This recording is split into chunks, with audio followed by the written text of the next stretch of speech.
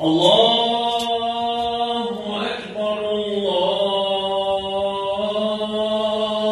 أكبر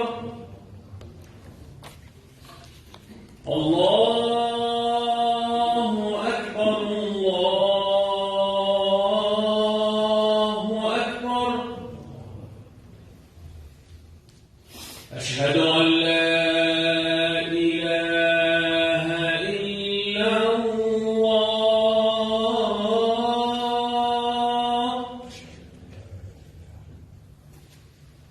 أشهد أن لا إله إلا الله أشهد أن محمدًا رسول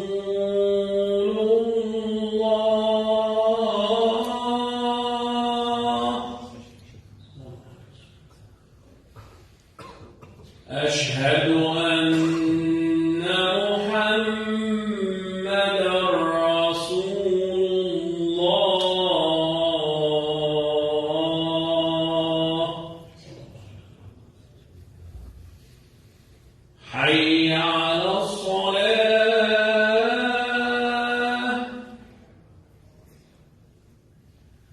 حي على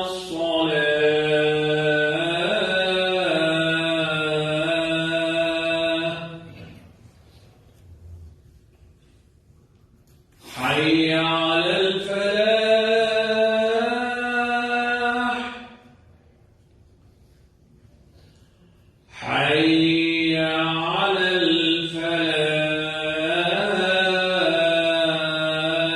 الفلاح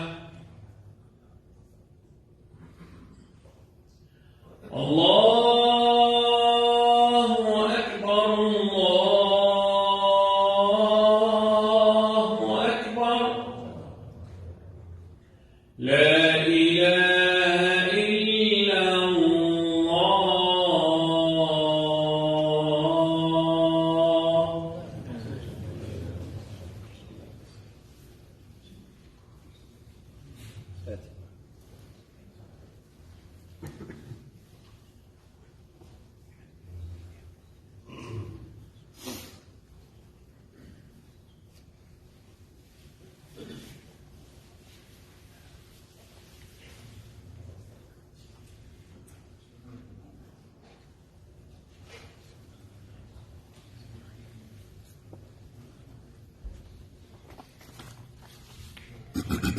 إن الحمد لله نحمده ونستعينه ونستغفره ونعوذ بالله من شرور أنفسنا ومن سيئات أعمالنا من يهده الله فلا مضل له ومن يضلل فلا هادي له وأشهد أن لا إله إلا الله وحده لا شريك له وأشهد أن سيدنا ونبينا محمدًا عبده ورسوله أرسله الله تعالى بالهدى ودين الحق ليظهره على الدين كله وكفى بالله شهيدا فصلوات الله وسلامه عليه وعلى آله وأصحابه ومن استنى بسنته واهتدى بهديه إلى يوم الدين يا أيها الذين آمنوا اتقوا الله حق تقاته ولا تموتن إلا وأنتم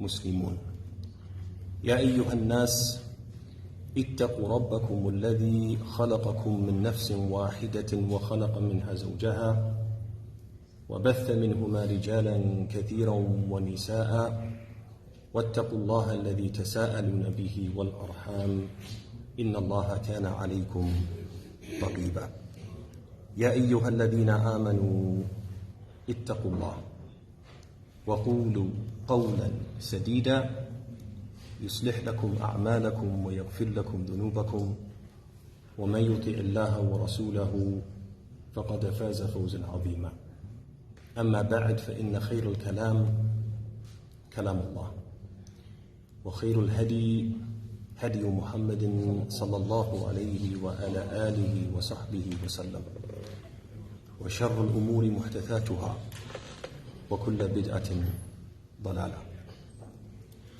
My dear respected brothers and sisters in Islam, I begin as always by humbly requesting that you move forward, sit close together, and fill any gaps in front of you, thereby making room for your brothers and sisters who will come late.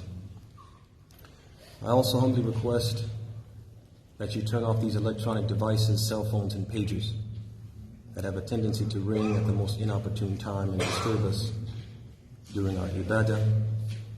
And last but not least, I humbly request, as always, that you open your ears, your minds, and your hearts to what I'm about to say. Brothers and sisters, our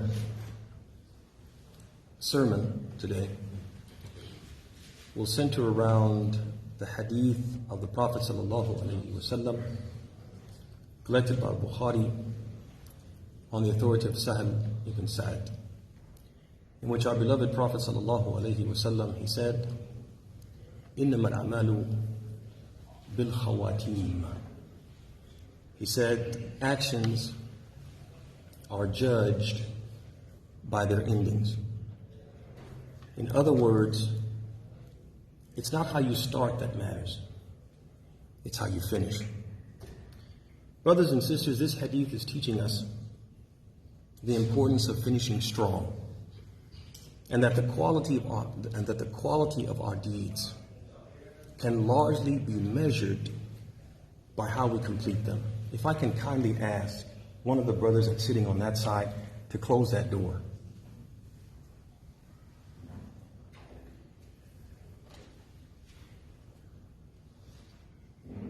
So this hadith, brothers and sisters, is teaching us the importance of finishing strong.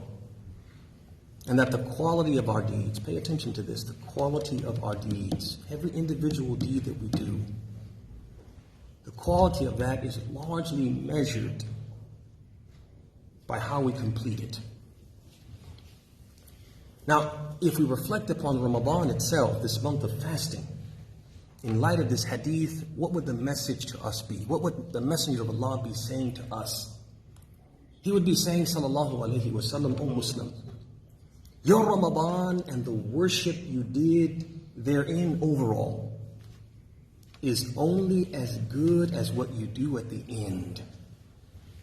So what should we do at the end of the month of fasting to ensure that it will be both accepted and amply rewarded? This is what we want. We didn't spend the days fasting and the nights praying to have it thrown back in our face. We want it to be accepted. So when the Messenger of Allah is telling us this Ramadan is only as good as what you do at the end, our antenna should go up. What should I do at the end, O Messenger of Allah, to make sure that this Ramadan is accepted and the reward for it is ample? Number one, brothers and sisters, al-ijtihad. Self-exertion, extra effort, pushing yourself to the limit spiritually. Aisha radiallahu anha, the mother of the believers, she said, كان النبي صلى الله عليه وسلم يجتهد في العشر الأواخر ما لا يجتهد في غيرها. She said the Messenger of Allah used to exert himself spiritually, ritually, in the last 10 days and nights more so than any other time of the year. And she said رضي الله عنها كان النبي إذا دخل العشر شد مئزره وأحيا ليله وأيقظ أهله. She said the Prophet, when the last 10 nights of Ramadan arrived, he tightened his waist wrapper, which is a way of saying he readied himself for work, spiritual work. It would be like one of us saying he rolled up his sleeves. Means he got down to business. She said he illuminated his night with devotions, meaning he didn't sleep. He spent the entire night in worship. And he awakened his family, encouraging them to do the same. He didn't let his wives and his children sleep He went around and he woke them up so that they wouldn't lose out on the opportunity that these nights have to offer. Brothers and sisters, in the last 10 days, we will all be tempted. We're tired. I can see it on your faces, and you probably can see it on my face. We are tired. And we are tempted at this time, we're all tempted to scale back and look ahead to Al-Eid. But we have to remind ourselves right here, right now, in this moment, of the hadith of the Prophet, إِنَّمَا الْأَعْمَالُ بِالْخَوَاتِيمِ. Actions are judged by their endings. This is not the time to scale back or minimize. This is when we need to do more, not less. Praying more, remembering Allah more, seeking Allah's forgiveness more, reading His words, the Quran, more, giving charity and being generous more, and I cannot stress the last one enough after what the brother announced. $25,000 down, 800 up. How do you manage that? That is not a winning strategy, and that is not a winning financial strategy. And I'm going to be honest with you, brothers and sisters, I have been all over the country. I've been in several places outside of the country. There are very few places where every night you get dates and water, let alone a meal. Home-cooked meal, catered meal, very good food, fill your belly. Very few places do that. Iftar every night in Ramadan, in most places it's unheard of. Not even dates and water are there for the people who come from London.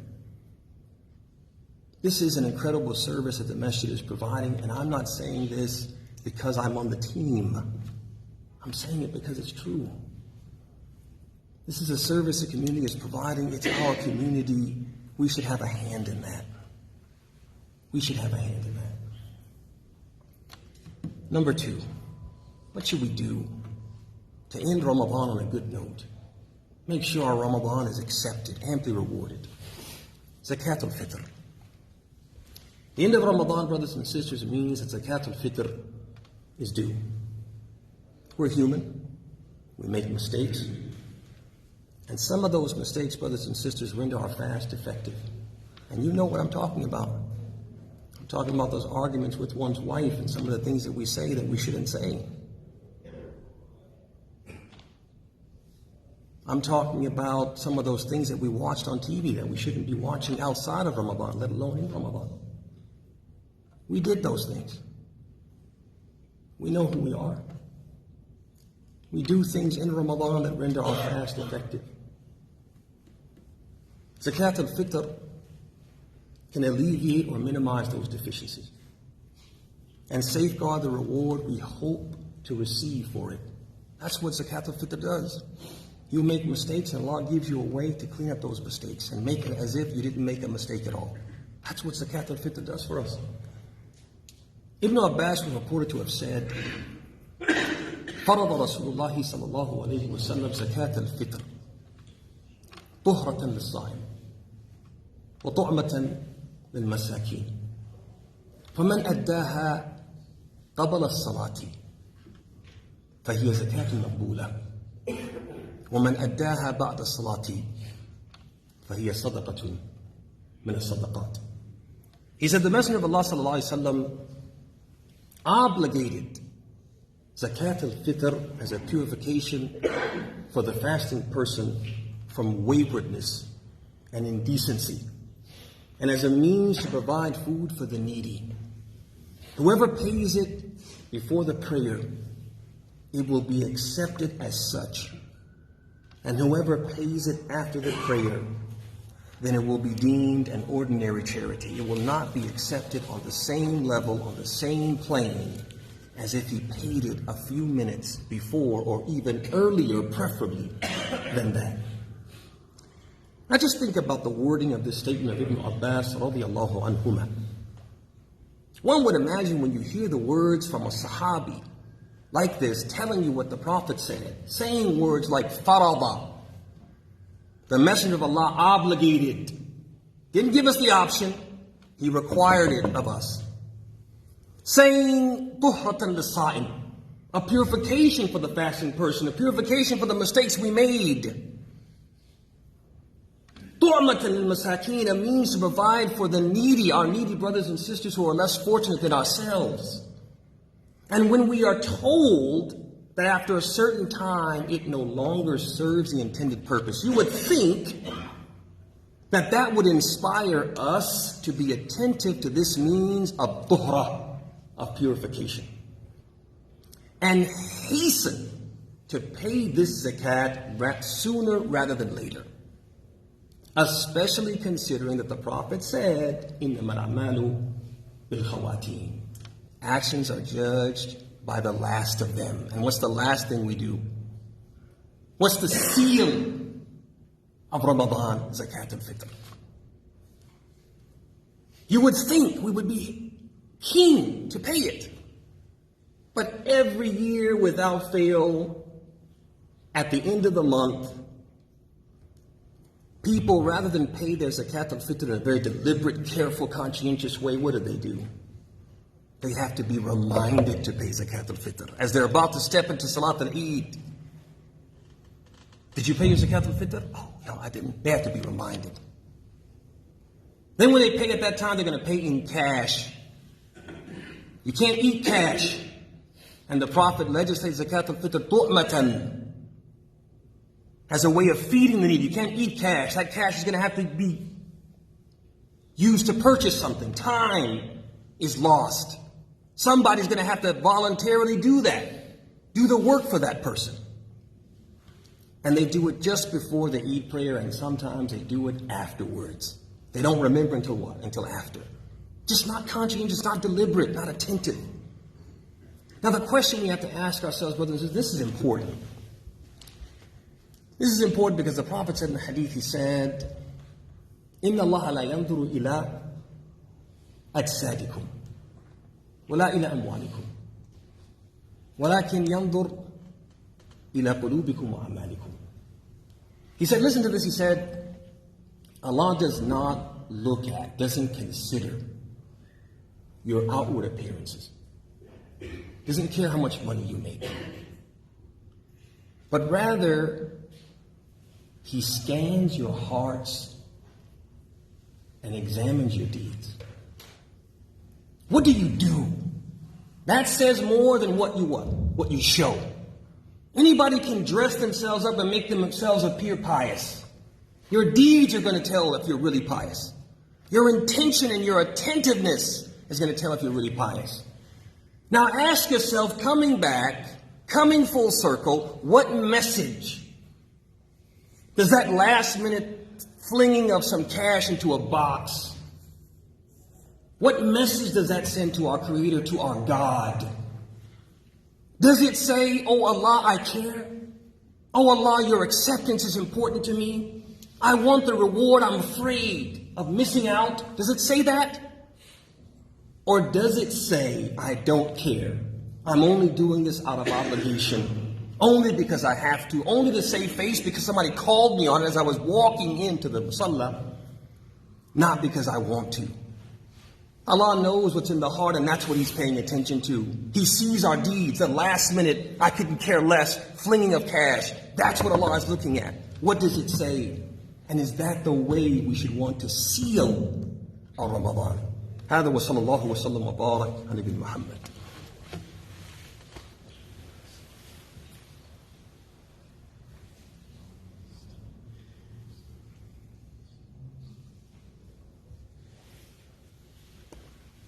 الحمد لله رب العالمين صلى الله وسلم وبارك على نبينا محمد وعلى آله وصحبه أجمعين.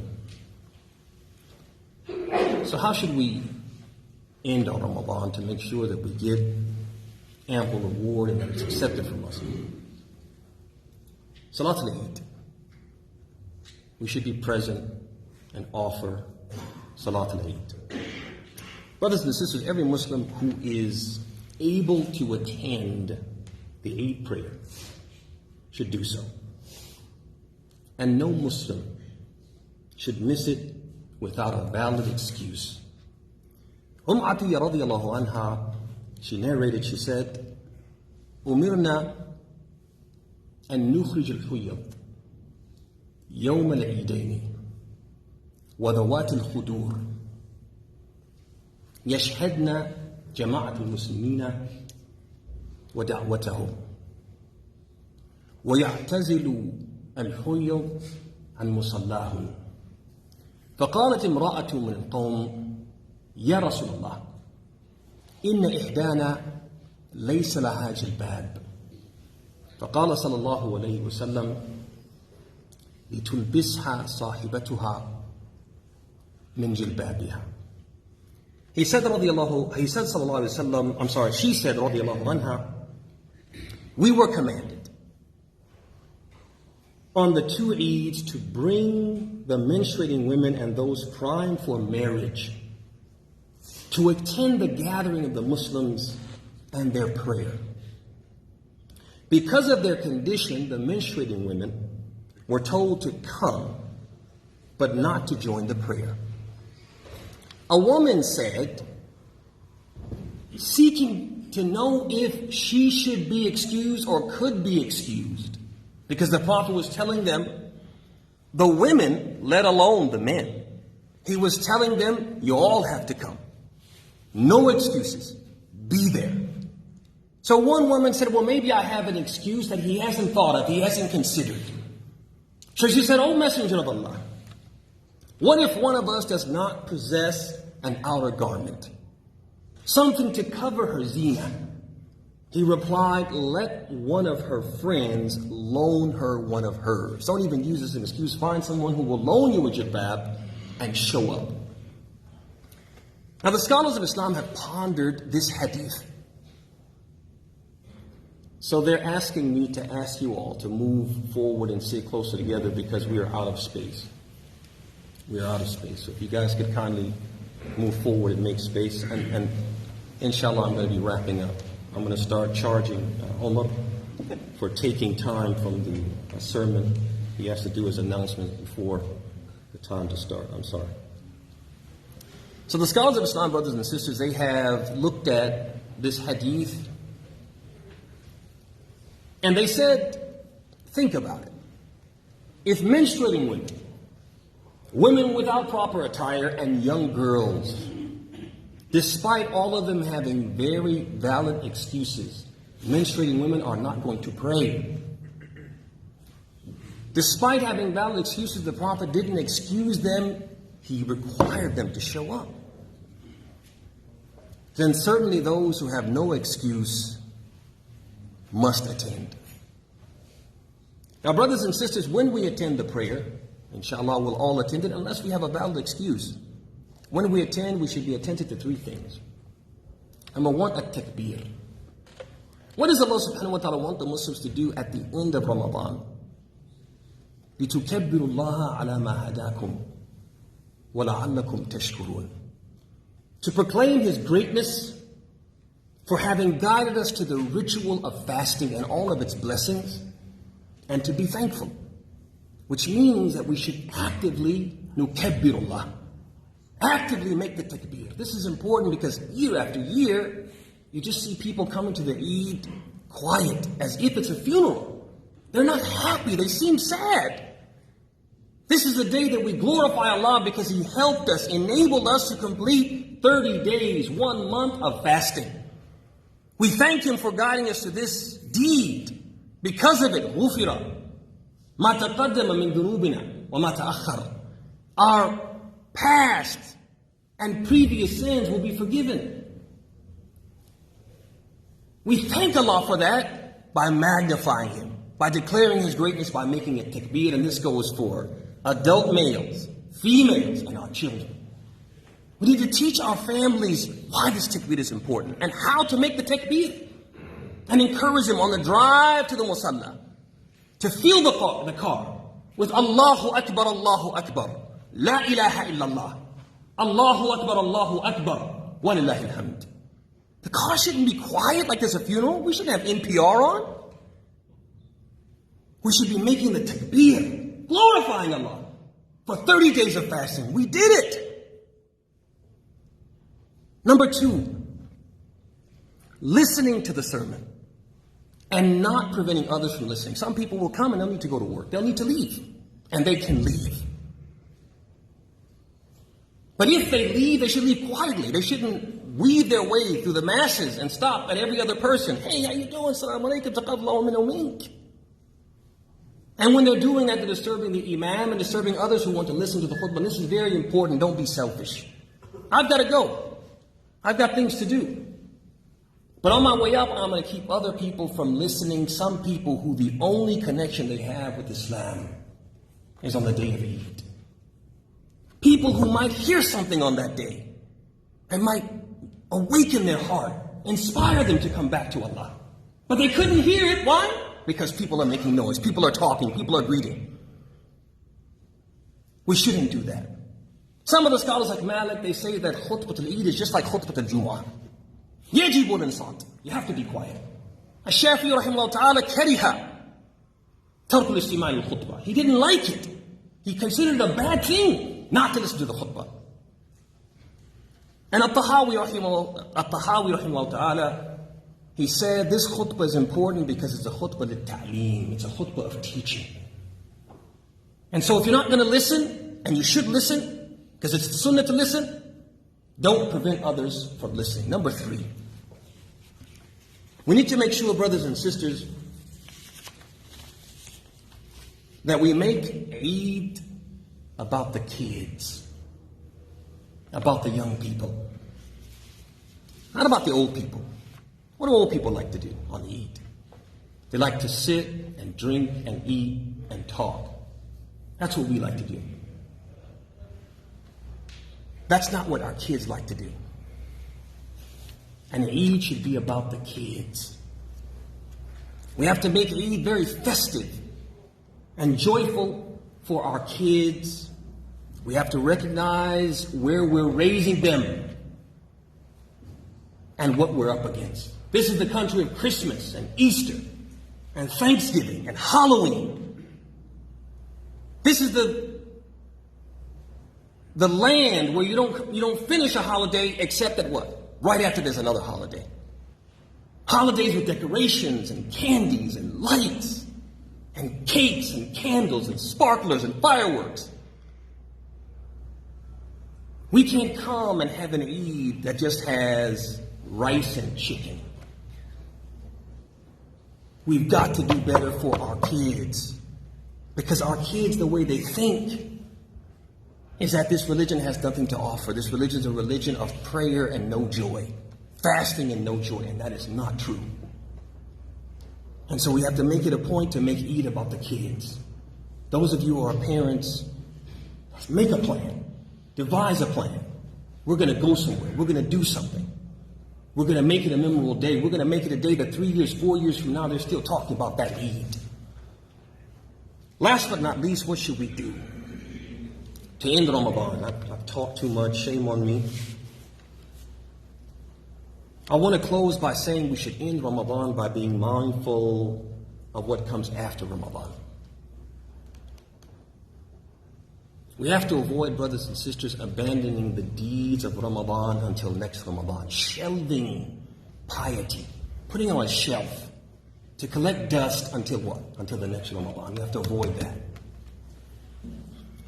Although we're about to say goodbye, brothers and sisters, to Ramadan, that shouldn't mean that we say goodbye to fasting. Voluntary prayers, reciting the Quran, coming to the mosque daily, night prayers, guarding our tongues and avoiding sins. These are not things that we should only do in Ramadan.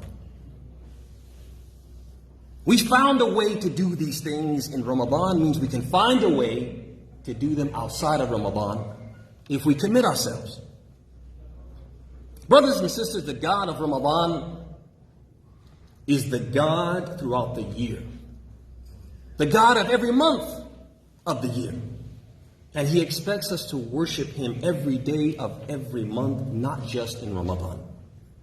One of the pious predecessors, the Salaf as-Salih, was asked, Ayyuhuma afdal, Rajab am Sha'ban? Which is better, Rajab or Sha'ban? Which month should I really exert myself in?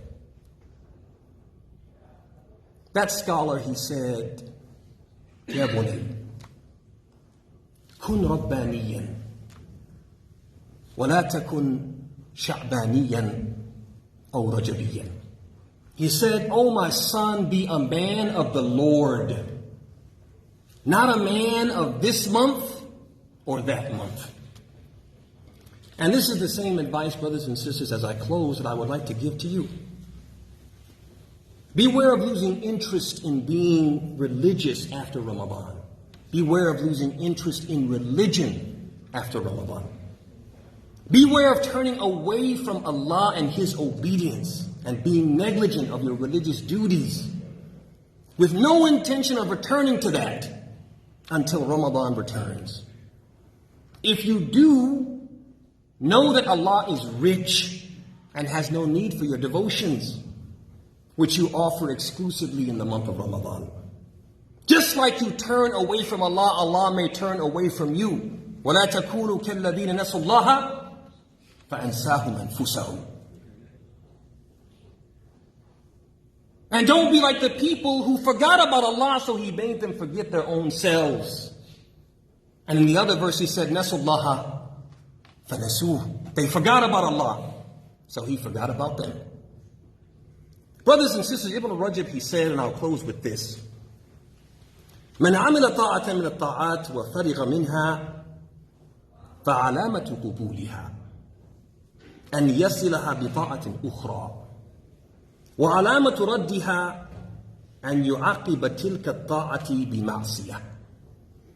وما أحسن الحسنة بعد السيئة تمحوها وأحسن منها الحسنة بعد الحسنة تتلوها وما أقبح السيئة بعد السيئة تمحقها وتعفوها وذنب واحد بعد التوبة أقبح من 70 ذنبا قبلها.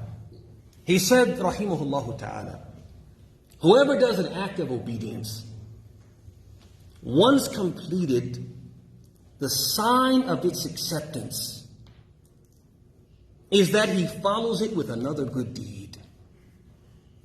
Follows Ramadan, for example, be sittan min Shawwal, with 6 days from Shawwal. Follows Ramadan by fasting every month, 3 days out of the month, Ayyam al-Bid. Follows Ramadan by making his habit to fast every Monday and Thursday. Follows the month of fasting with what? With more fasting. Follows it with a good deed.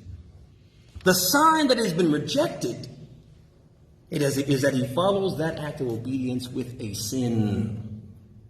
How excellent is the good deed after a sin which erases it, and even better than that is one good deed followed by another and another. How repulsive and repugnant is one sin followed by another, the former paling in comparison to the latter. And a single sin after repentance is more repulsive than 70 sins before it. اللهم أعز الإسلام والمسلمين وأذل الشرك والمشركين ودمر أعداءك أعداء الملة والدين وانصر عبادك الموحدين يا رب العالمين. اللهم من أرادنا أو أراد ديننا أو إخوان المسلمين في أي مكان بسوء فأشغله في نفسه واجعل كيده في نحره واجعل تدبيره تدميرا عليه يا قوي يا عزيز. اللهم اشف مرضانا ومرضى المسلمين.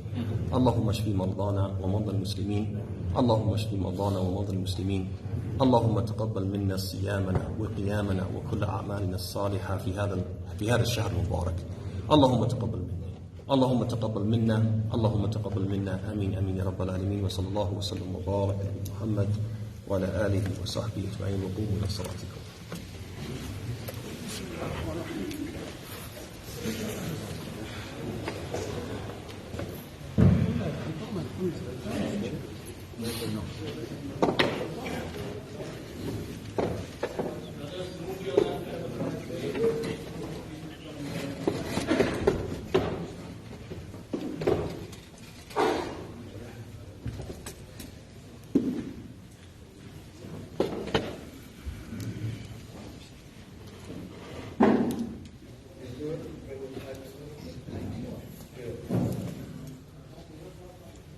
Good.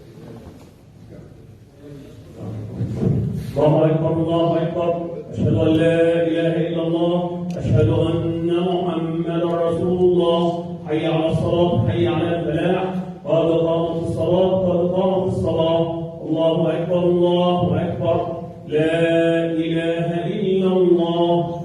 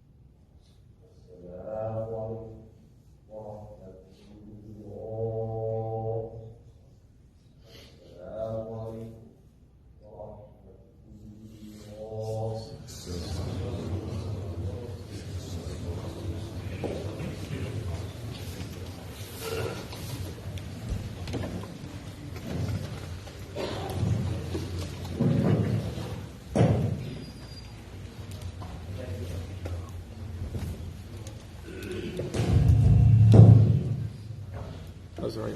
If you turn off the I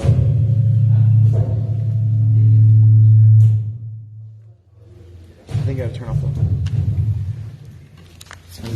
just have a few, not a few, but some announcements. Fiqh Council of North America has determined that Eid is going to be on this coming up Friday, next Friday. It will be April 21st. We will have a joint Eid prayer with MCT at the Hampton Convention Center. There will be two prayers. There's an early one that's going to be at 7:30 a.m. That's the takbirat, and then the next one is at 9 a.m. The prayer will be 30 minutes after that. After the second prayer, the one at 9 a.m., there's going to be a gathering at PIC, a social gathering, and then PIC will bring coffee and donuts. A little bit of announcements for Ramadan really quick. Today is the 23rd day of Ramadan. Tonight is the 24th night. On Saturday, we'll have an event. So tomorrow night, which is the 25th night of Ramadan, please come and join us. The Khatam of the Quran, the completion of the Quran, will be on the 27th night, which is Monday night, April 17th. Please bring your family, and please continue to join our daily iftar, tarawih, qiyam al-layl at 3 a.m., and we even have suhoor. Just want to remind everybody, Zakat al-Fitr is due before Eid prayer. You just heard the Imam. It's $10 per person in your household, including a new baby born on the 29th of Ramadan. This is a required Zakat from us all. There's going to be an Eid festival on Saturday, April 22nd here at PIC. It'll start at noon. We have tables and food trucks that can reserve booths. So if you would like to reserve a booth, please see Brother Ubaid, Sister Aisha, or Sister Imaam. There will be fun and activities for all. There's going to be a flyer out very, very soon. Just again, we'll need some volunteers during Eid to set up lines, and we need some people to help reset the rooms for iftar tonight. And Jazakumullah khairan, and please don't forget to go to the Mahid system either online or here to start your monthly reoccurring donations. Jazakumullah khairan.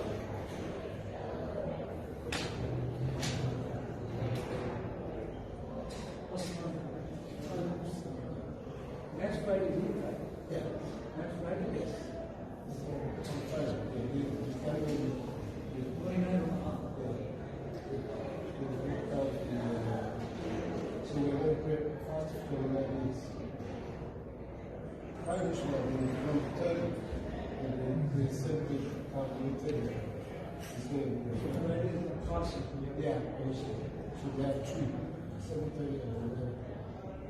Yeah, and then we have activities. We have after the morning. Yeah, we have. They always say if you attend 8, you don't have to attend 0, but then what would you like? Okay, you know, if you attend 8, listen to and you don't have to attend June. You still have to pray. You have to pray. Yeah.